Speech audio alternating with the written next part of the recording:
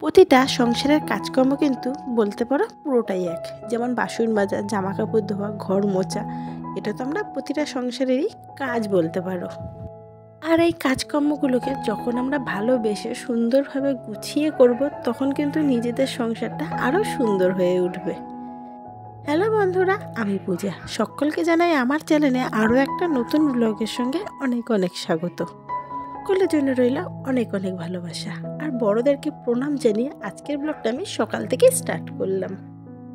আর এখন না বেশ একটা গরমের ভাব পড়ে গেছে, তাই বলতে পারো রাতের বেলা কিন্তু আমাদের ঘরে পাখা চলে। তাই সকালে উঠে সবার প্রথম কাজ হলো আমার জিরো লাইটটা অফ করা, তার সাথে পাখার সুইচটা অফ করা। পর আমি একে একে সমস্ত দরজা জানলাগুলোকে খুলে দিই। আর এখন বাজে প্রায় 7টা। বাইরেটা দেখো বেশ সুন্দর একটা রোদ্দুর উঠছে। আর আমার ঘরটা পশ্চিম দিকে মুখ, পূব দিকটা পিছন। সকালবেলায় যখন সূর্য দেবতা ওঠে আর সেই সূর্যের আলো কিন্তু জানলা দিয়ে আমার ঘরে পৌঁছায় না। যখন প্রায় বেলা 10টা থেকে 10:30, তখনই জানলা দিয়ে কিন্তু একটু সূর্যের আলো ঘরে আসে। তাও আমার বড় ঘরটাতে সেরকম আলো পড়ে না, যেটুকু আলো পড়ে এই ছোট ঘরটাতেই। আমাদের যখন এই বাড়িটা করা হয়েছিল তখন না কোনো প্ল্যানিং মতে করা হয়নি, সেজন্য বলতে পারো আমার ঘরটা কিন্তু খুবই ছোট হয়েছে। এমনকি পিছনে যে জানলাটা করবে সে জায়গাটাও ছিল না, সেজন্য জানলার পাল্লাগুলো কিন্তু ঘরের ভেতরে করা হয়েছিল।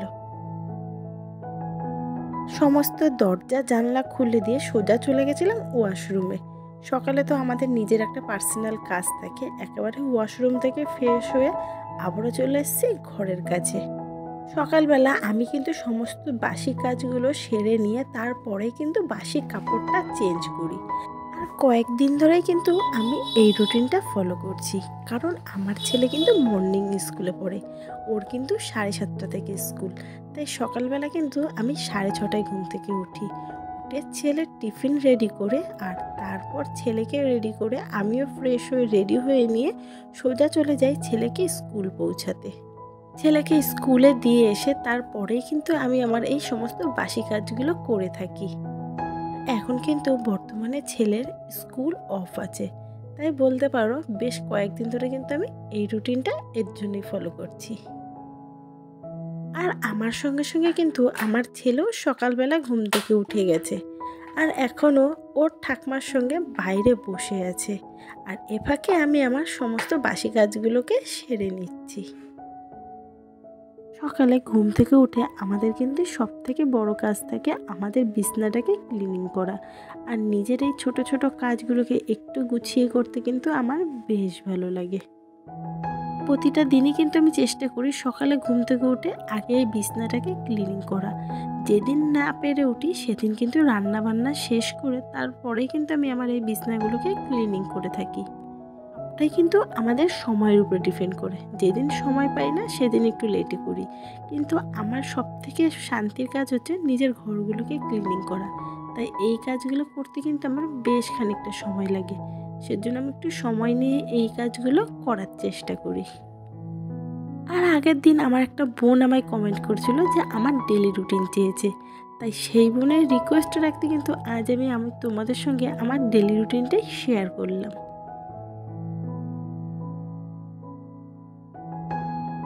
বিছনাগুলো তুলে নিয়ে তারপর পা মোচগুলোকে একটু ঝেড়ে রোদে দিয়ে এসেছি। আর এ ফাঁকে দেখো আমার ভোলা চলে এসছে। কালকের কিছু কাটা সবজি ছিল, সেটা এখন আমার ছেলে ভোলাকে খেতে দিয়ে দিল। আর এ ফাঁকে এখন আমি ঘরটাকে মুছে নেব।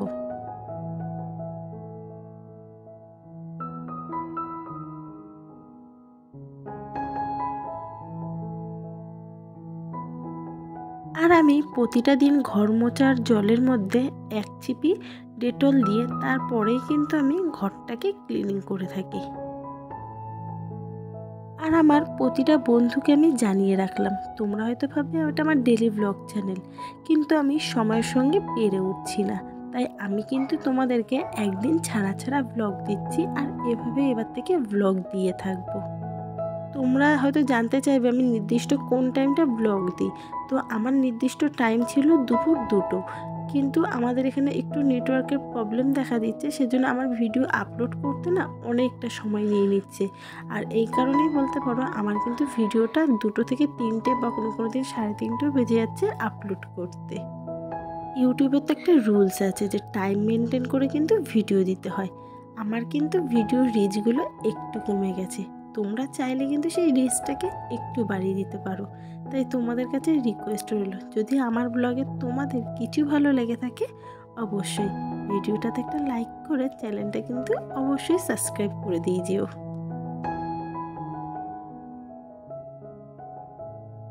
সংসারের সমস্ত বাসি কাজ কমপ্লিট করে তারপর ফ্রেশ হয়ে সোজা চলে এসেছিলাম রান্নাঘরে। ওর ছেলের জন্য দুধ আর আমাদের জন্য চা করে আমরা কিন্তু সেগুলো খেয়ে নিয়েছিলাম। হাজব্যান্ড গেছিলো নাইট ডিউটিতে, তাই হাজব্যান্ড আসার পর আমি ঠিকমতো আর ব্লগ শ্যুট করতে পারিনি। আজ দুপুরে মেনুতে ছিল চিকেন আর ভাত, সেজন্যই বলতে পারো আজকে কিন্তু আর সেরকমভাবে তোমাদের সঙ্গে রান্নার রেসিপিগুলো শেয়ার করিনি। কারণ আমি যেভাবে চিকেন রান্না করি সেই ভিডিও কিন্তু আমি তোমাদের সঙ্গে এর আগে অনেকবার শেয়ার করেছি, সেজন্য আজ আর সেরকম তোমাদের সঙ্গে শেয়ার করলাম না যে আমি কিভাবে চিকেন রান্না করি। সকালবেলা ঘুম থেকে উঠে যদি ঘরের এই সমস্ত কাজগুলো গুছিয়ে করে নেওয়া যায়, তারপর কিন্তু রান্না করে খাওয়া দাওয়া করতে কিন্তু খুব একটা সময় লাগে না। আর আমার একার হাতের কিন্তু পুরো সংসার, নিজের সমস্ত কাজ কিন্তু নিজেকেই করতে হয়, হেল্প করার মতো কেউ নেই। তার মাঝে ভিডিও শ্যুট করতে কিন্তু বেশ খানিকটা সময় লেগে যায়, তাই যেটুকু পারি ক্লিপ তোমাদের সঙ্গে নিয়ে সুন্দর করে শেয়ার করার চেষ্টা করি।